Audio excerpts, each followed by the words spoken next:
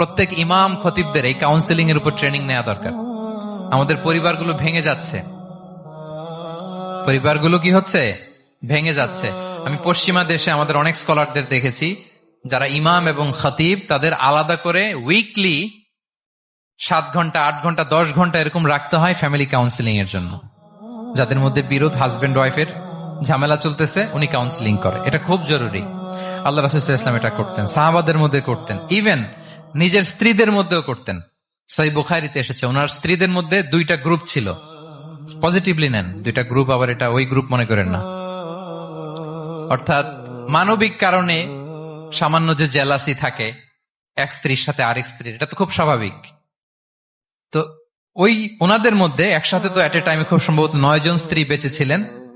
হাফসা রাদিয়াল্লাহু তাআলা আনহাকে কেন্দ্র করে একটা গ্রুপ, আয়েশা রাদিয়াল্লাহু তাআলা আনহাকে কেন্দ্র করে একটা গ্রুপ। তাদের মধ্যে অনেক কথাবার্তা, কিছু মানবিক কারণে যেগুলো হয়, এটা কিন্তু ছিল। রাসূল সাল্লাল্লাহু আলাইহি ওয়াসাল্লাম প্রায় ওনাদেরকে নিয়ে বসে এগুলো রিজলভ করে দিতেন।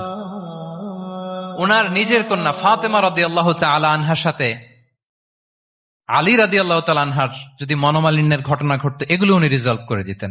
এবং খুব কাছাকাছি ছিল কিন্তু ঘর। যারা মদিনায় মাআরিদুস সিরান নাবাবিয়া ওগুলোতে গিয়েছেন, দেখবেন যে রাসূল সাল্লাল্লাহু আলাইহি ওয়াসাল্লামের ঘরের পাশে অন্যান্য স্ত্রীদের ঘরগুলো একটার পর একটা, পাশেই ফাতেমা রাদিয়াল্লাহু তাআলা আনহার ঘর। একবার তিনি দুপুরবেলা ফাতেমা রাদিয়াল্লাহু তাআলা আনহার ঘরে গেলেন, যে দেখেন যে ঘরে আলী রাদিয়াল্লাহু তাআলা আনহু নেই। তো জিজ্ঞেস করলেন যে তোমার হাজবেন্ড কোথায়, আইনা ইবনু আম্মি, কোথায়, আলী কোথায়? তো বললেন যে কানা বাইনি ওয়া বাইনাহু শাই, আমাদের মধ্যে একটু ঝগড়াঝাটি হয়েছে আর কি, মনোমালিন্য হয়েছে। ফাগাদাবানি, উনি একটু রেগে গেছেন আমার উপর। ফাখারাজা ফালাম ইয়াকিল ইনদি, প্রত্যেকদিন খাওয়ার পরে তো এখানেই কাইলুলা করে, আজকের ঘরে কাইলুলা করে নাই, কই যেন চলে গেছে। তো কোথায় গেল? রাসূল সাল্লাল্লাহু আলাইহি ওয়াসাল্লাম লোক পাঠালো, খুঁজে দেখো আলী কোথায়।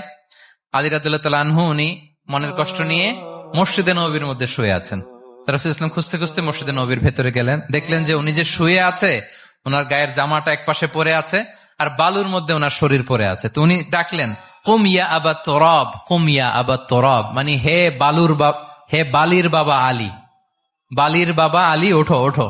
মজা করে বললেন যে ইয়া আবা তুরাব, যেহেতু বালি লেগে আছে গায়ে, বালির বাবা আলী ওঠো। ওখান থেকে ধরে এনে ফাতেমা রাদিয়াল্লাহু তাআলা আনহার কাছে নিয়ে আসে, দুইজনকে পাশে বসিয়ে এই যে আবার মিটমাট। এটা ছিল রাসূল সাল্লাল্লাহু আলাইহি ওয়াসাল্লামের ডেইলি বেসিসে একটা অ্যাক্টিভিটি। কনফ্লিক্ট তিনি রিজলভ করে দিতেন। সহিহ বুখারীতে একটা অধ্যায় আছে কিতাবুস সুলহি ফিল বুখারীতে, বুখারীতে আছে কিতাবুস সুলহ, এটার নাম, অধ্যায়টার নাম হচ্ছে কিতাবুস সুলহ, মানে মীমাংসা করে দেওয়ার অধ্যায়। একটা পরিচ্ছেদ আছে, পরিচ্ছেদের নাম হচ্ছে বাবু কওলিল ইমামি লি আসহাবিহি ইযহাবু বিনা নুসলিহ বাইনাহুম। রাসূল সাল্লাল্লাহু আলাইহি ওয়াসাল্লাম প্রায় বলতেন যে আমাকে নিয়ে যাও, আমি মিলাই দিব। ঝগড়া ঝাঁটি মারামারির কথা শুনলে রাসূল সাল্লাল্লাহু আলাইহি ওয়াসাল্লামের বিখ্যাত ডায়লগ এটা।